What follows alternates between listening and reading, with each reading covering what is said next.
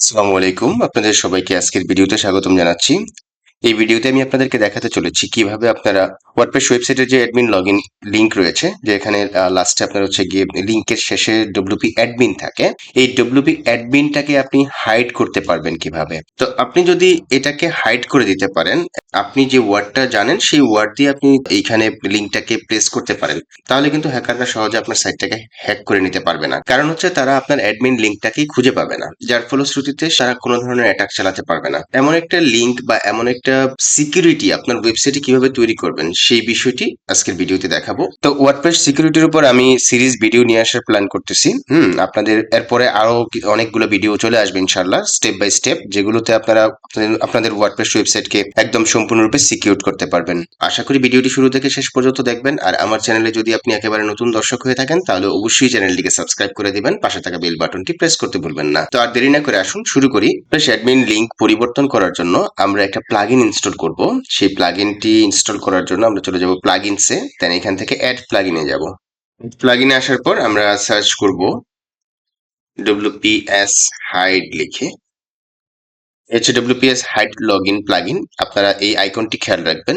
Change WP login dot PHP to anything you want, যা আপনি চান ওইরকম ভাবে এই লগইন ডট পিএইচপিটাকে আপনারা কি করতে পারবেন, হাইড করে দিতে পারবেন। আমরা প্লাগইনটা এখন ইনস্টল করে নিচ্ছি, এর জন্য ইনস্টল নাও বাটনে ক্লিক করলাম, অ্যাক্টিভেট করে নিচ্ছি।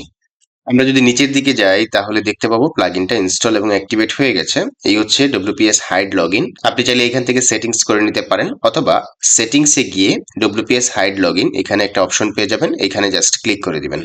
এখন দেখুন নিচের দিকে আসলে লগ ইন ইউআরএল, হ্যাঁ, এখানে এই যে আমার মেইন ডোমেনটা হচ্ছে freelancermannan.com উপহার 2, ঠিক আছে? তো এইটার পরে আপনি চাইলে লগ ইন দিতে পারেন, চাইলে আপনি যে কোনো সংখ্যা দিতে পারেন, ইভেন আপনি যে কোনো নাম দিতে পারেন। ধরুন আমি এখানে নামটাকে পরিবর্তন করে, লগ ইনটাকে পরিবর্তন করে দিলাম JOHN, জন DOE, জন্ডো, ঠিক আছে? জাস্ট আমি একটা ডামি নাম এখানে দিয়ে দিলাম, দিয়ে দেন এখান থেকে আমি সেভ চেঞ্জেসে ক্লিক করে দিব। সেভ চেঞ্জেসে ক্লিক করে দেওয়ার পর আমাদের এই নামটা কিন্তু পরিবর্তন হয়ে যাবে। তো এটা অবশ্য আমরা এখানে লগ ইন অবস্থায় দেখতে পাবো না, আমরা দেখতে পাবো হচ্ছে যখন এটাকে এখান থেকে আমরা লগ আউট হব। এই জন্য আমি এখান থেকে লগ আউট হয়ে যাচ্ছি।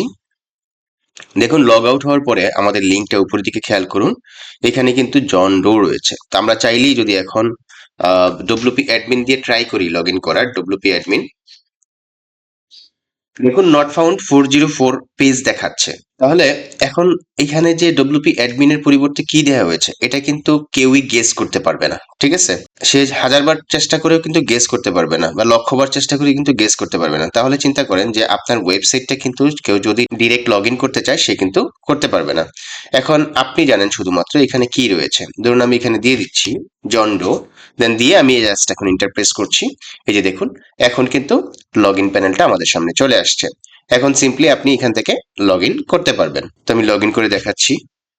দেখুন আমরা লগ ইন করে ফেলেছি। তো ওয়ার্ডপ্রেস সিকিউরিটির উপর আমি সিরিজ ভিডিও নিয়ে আসার প্ল্যান করতেছি। আপনাদের এরপরে আরো অনেকগুলো ভিডিও চলে আসবে ইনশাআল্লাহ, স্টেপ বাই স্টেপ, যেগুলোতে আপনারা আপনাদের ওয়ার্ডপ্রেস ওয়েবসাইটকে একদম সম্পূর্ণরূপে সিকিউর করতে পারবেন। তো ভিডিওটি সম্পূর্ণ দেখার জন্য আপনাদের সবাইকে ধন্যবাদ জানাচ্ছি। আর পরিশেষে বলবো, আমার চ্যানেলে যদি আপনি একেবারে নতুন দর্শক হয়ে থাকেন, তাহলে অবশ্যই চ্যানেলটিকে সাবস্ক্রাইব করে দিবেন, পাশে থাকা বেল বাটনটি প্রেস করতে ভুলবেন না।